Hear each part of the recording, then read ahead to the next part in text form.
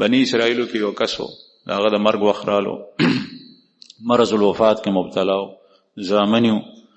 زامن ځان سره کېنول، زامنو ته وی چې بچو زه ستاسو څنګه پلارم؟ هغه یې ورته وویل چې پلاره ته زموږ ډېر ښه پلار وې، زموږ ډېر خیال ساتلی دی، هر قسم راحت ته موږ ته را رسولی دی. بیا یې ورته وویل چې زه تاسو ته وصیت کوم، په دې باندې به عمل کوئ؟ وی او پلاره کوو.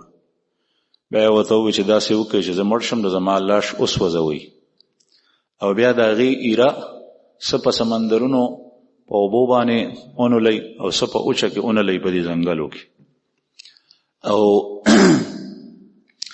دا ټوله ایره ونولئ، ځکه چې زه ډېر سخت یریږم چې الله پاک که زما سره معامله وکړه او زه یې مخې ته ودرولم نو زما خیر نشته.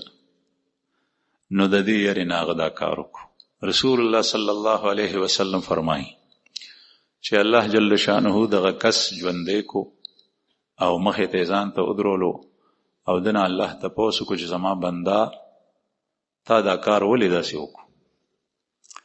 دی ورته وایي چې یا الله ستا د خشیت او د ویرې نه مې کړی دی، ستا د یرې نه مې کړی دی، ځکه چې ما ښه نه دي کړي، خیر کار مې نه دی کړی.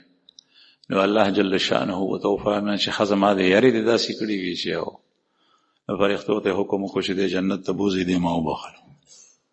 دا شته، لیکن دې متعلق درته یو دوه خبرې زار شم.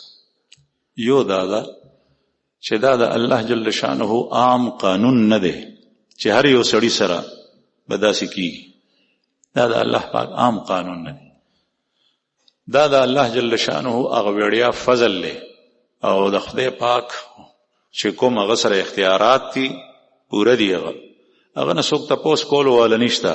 قرآن کریم کی دی لا یسأل عما یفعل وهم یسألون، اس سے کوئی نہیں پوچھ سکتا تم نے ایسا کیوں کیا، اور لوگوں سے پوچھا جائے گا. تا الله جل شانه نه تپوس نشي کوله چې دا سړي ولې وکړ، چې ما ځان ستړی کړی او دې سړي خو ځان ډېر نو ستړی کړی. نو دا الله جل شانه وړیا فضل دی چې بچا باندې وشي. الله پاک به هر څه قادر دی. البته ضابطه یې دا ده چې هغه کافر او مشرک نه بخي، دا قانون دی.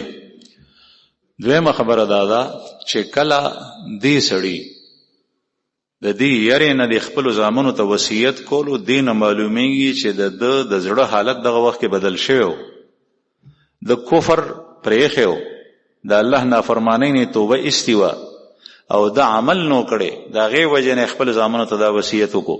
او کله چې انسان په خپلو کړو باندې پښیمانه شي، اگر که د مرګ نه هغه 15 منټه 2 منټه 3 منټه مخکې ولې نه وي، د مرګ آثار پهلا نه دي شروع شوي، د هغې نه مخکې دی پښیمانه شو او پښیمانه خدای ته شو چې الله بد مې کړي او زما خو ټوله بدعملي ده، ته به راته سزا راکې. نو د دې یارې نه یو داسې عمل وکړي، نو دې نه معلومېږي چې د په زړه کې د الله خشیت او پښیمانه شو، دغې ته توبه ویلی.